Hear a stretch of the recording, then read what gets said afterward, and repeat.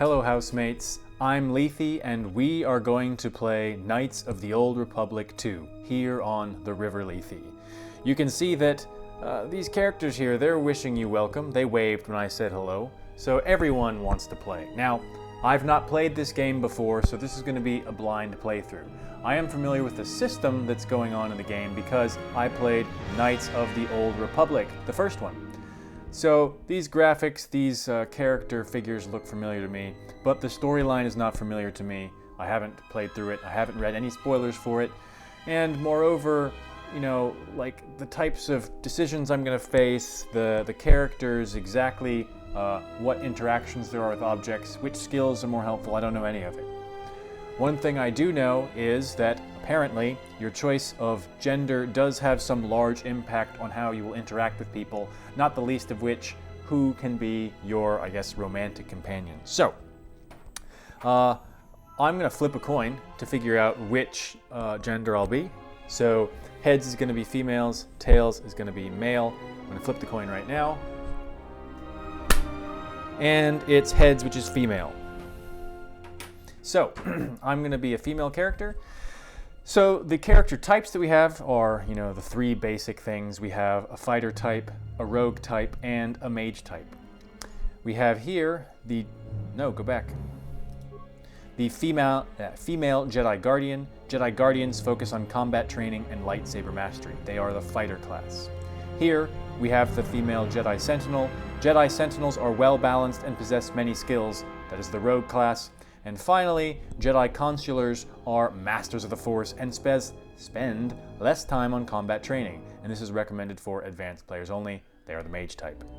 In RPGs, I absolutely love to play the rogue type. I like skills. I like, you know, breaking into places. I like charming people. So I'm going to be charming and intelligent. My character in real life, I'm clearly a stupid bore, so I have to experience it in fantasy, right? So, female Jedi Sentinel. Okay, so we have to go through all this custom character stuff, the stats, the skills, the feats.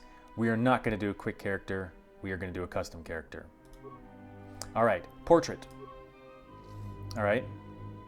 She looks very dubious about what's going on around her. I think they all look like that. Those are some very severe bangs. I like the hair thing going on there.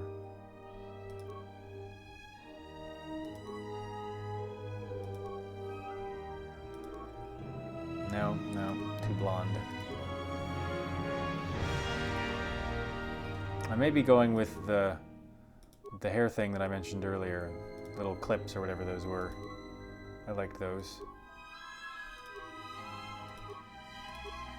So, hair clips, there we go. This is what I'm going to go for. So this is our character portrait. Now we are going to attributes.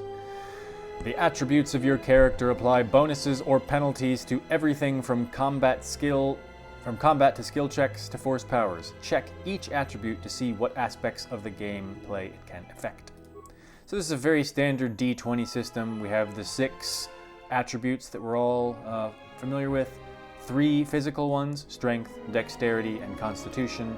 3 non-physical ones, intelligence, wisdom, and charisma.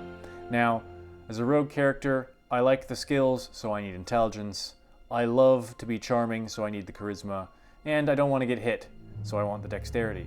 Now, Constitution in this game allows you to have more implants on the character, and this is a fairly standby kind of characteristic in a lot of sci-fi RPGs. For instance, if you are at all familiar with the Shadowrun series, there's a Constitution type score which you need to have a lot of in order to have implants on that, right?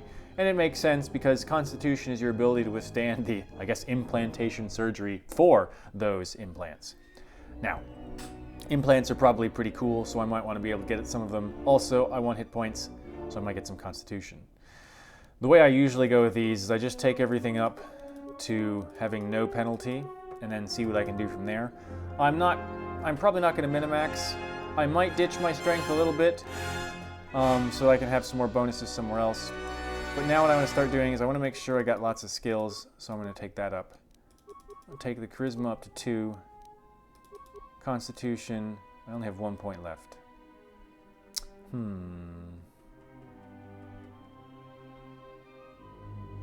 Let's see what they recommend. So they recommend +1, +2, +2, +2, +1, +1. All right, I don't want the strength bonus. So I will put that here. Can't get all of those points. So let's take this down to +1. Get that up to +3. Charisma is only +1. Constitution is +2. I might take this down to +1 so I can get this up to +2. Yeah, I like the look of this. So we have 10 strength, 12 dexterity, 12 constitution, 16 intelligence, 12 wisdom, and 14 charisma. Now, in addition to the usual things these stats affect in D20 games, wisdom also has a lot to do with force power points, force power saving throws. Charisma has to do with the potency of force powers.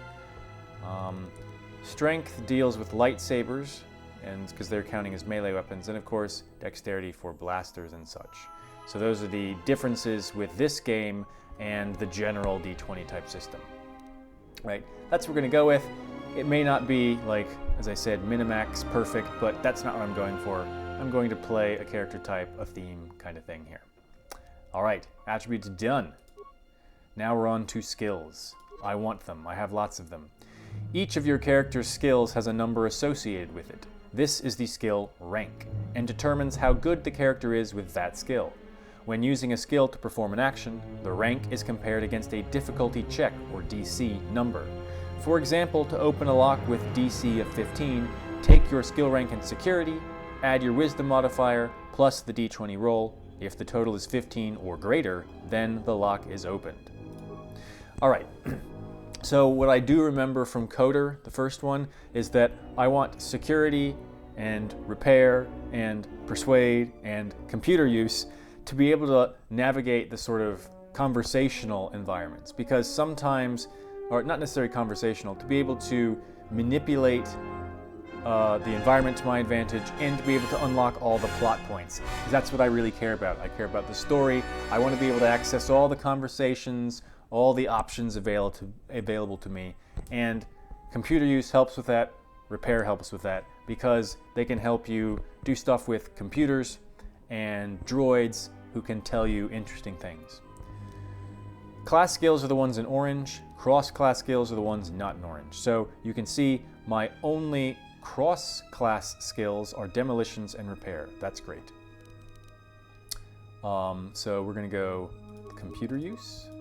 We're going to go with stealth. We're going to go with persuade, security, awareness, and then I have points I'll put in repair. So demolitions is the only thing I don't have, and what that means is that I'm not going to be able to set, recover, or disarm mines. Maybe that's something that I'll come to want to do later, but I'm quite happy with having all these other skills at the moment. So we're good here. Next we go to feats. So feats are more the purview of the fighter type character. They get a lot more of them. I will get some, and I get a whole raft of them here to begin with, which is interesting. And what I'm going to do is I'm going to want to probably focus on skill type stuff. I haven't quite decided on what type of combat I'm going to go with. So obviously I could do 2-weapon fighting. That's always a big feat investment. I don't want to deal with that. Here's skill bonus 1. Here's a skill bonus 1. It gives a bonus to persuade, and awareness, which are both interesting to me. Here's one for repair, security, and computer use, all of which I use, so that's very interesting. Don't really want the saving throw one at this point. Extra vitality point I'm not too concerned with. Dueling I might do, since I'm not going to go with dual weapons. If I'm going to use one weapon in a single hand at all times, that's going to give me a bonus, so that'll be helpful. these two things make repair and demolitions not cross-class skills for me. I'm probably going to want to eventually get this here so that I can get more repair without having to like inefficiently invest points. But it's no good to me right now. Now, although I might get it because the feat progression for a rogue type class, if I remember correctly, is I won't get another one for a couple levels. So there'll be a couple levels of inefficiency in terms of putting points into repair. So that being said, I think I will get it now. So you can see I'm, gearing myself in a particular way towards my expectations that repair is going to be very important. Maybe that's going to be wrong. I hope not. I don't want to have wasted it, but I'm going to play through even when my plans go to shit. Okay, so press OK. We are a Jedi Sentinel.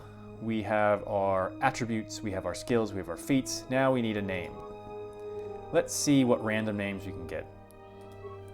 Ila Chano, Fali Yoli, these are terrible. Jens Thren, come on now. Padme, no. Nope. Malagraph, Dane Drail, Dairy Queen, is that what that says? No.